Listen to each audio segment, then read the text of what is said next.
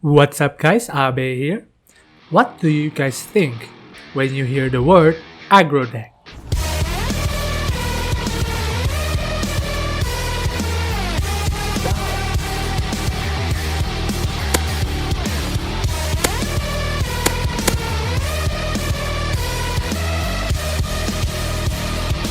I'm coming.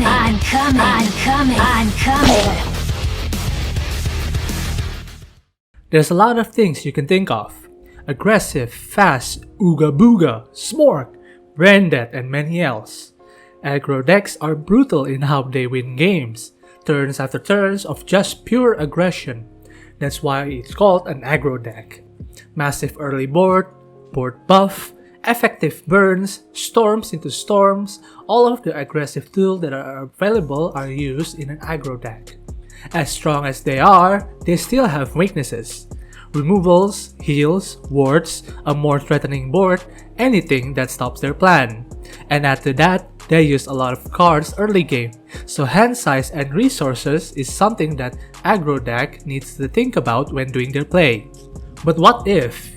What if you can just abandon reason and dump your entire hand completely and get rewarded for it? Well, that's where Handless Blood come into play. Handless Blood, an aggro deck that shows up in Edge of Paradise. The deck utilizes new cards that takes advantage of you having little to no cards in your hand, also providing supports card to do so. After you dump your hand, the new Edge of Paradise legendary Paracelise, Demon of Greed, came into the spotlight. She has an invocation effect. If you have no cards in your hand, invoke her. When she comes into play, she deals 2 to the enemy leader, heals your leader 2, and draw a card. So if you dump your hand and invoke her, you basically draw 2 cards on the next turn. Her extra effect is when you discard her, she put 2 copies of herself into the deck, basically giving an extra copy of her in the deck. So the basic plan is to dump your hand, invoke her, draw 2, dump your hand again, and repeat. Now mind you, Paracelise herself is not the one who makes the deck strong. The other cards in the decks does their role as well. Bet Usher for early 2 attack 3 defense, 1 playpoint follower, and also a 3 attack storm when you are handless. Silver Nail Blaster and Room Service Demon is your removal and works as a discard card for you to go handless. And Full Moon Leap. Hey, it's your boy. Full Moon Leap is the most broken card in this deck! Why do this card give Storm to followers? Why, Side Games, why? What do I do to deserve to get hit for 7 damage on turn 3? Turn fucking 3! I don't even feel good playing this card as well. I feel dirty top taking this from Paracelise and proceed to shit on my opponent's face. Why, Side Games, why? Now, someone might ask, is Handless Blood the strongest deck? Well, I could answer that with a yes and a no. To start with, Handless Blood have a presence in the meta, a very early meta, and a much more influential presence in the unlimited meta. Early in the expansion, Handless Blood was one of the most efficient decks to use to climb rank ladder. The deck is also part of the free temporary decks provided by the game, so anyone can make the deck immediately. The best of the deck really fits for climbing the ladder really fast. It's a much faster aggro deck than any aggro deck that ever exists. When everyone was still trying to find what's strong and what's consistent, aggro blood is just stomping on ladder, making the user climb the ladder really fast. In Unlimited, it's even stronger, since you have much better tools to go handless and cards that are literally needs 0 play points to play. I myself climb really well in Unlimited ladder with this deck, gaining 0 to 9,000 master points in a few days of playing.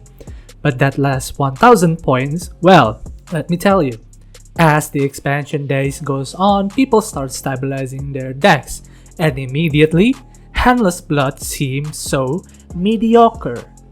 In rotation, decks like Buff Dragon and Shadowcraft has tons of heals and a much scarier board and tempo swing against Handless Blood. In Unlimited, Dimension Shift and Burial Rite can compete with Handless Blood because they can heal and control the board while still doing their game plan. Because of this, Handless Blood became the same old aggro deck, in rotation at least. In Unlimited, Handless Blood became a motivation for other decks to become much more faster in terms of their game plan, thus changing the meta scene in Unlimited. Handless Blood is having a hard time after all of these counter decks start popping up and stabilize. People start to know what's the general game plan of Handless and what to expect. So that last 1000 point, I used Dimension Shift to climb. So, is Handless Blood the strongest deck?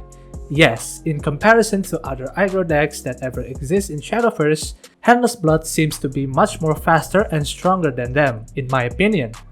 And no, it's not the strongest deck in the current meta, due to many meta decks that counters Handless Blood game plan.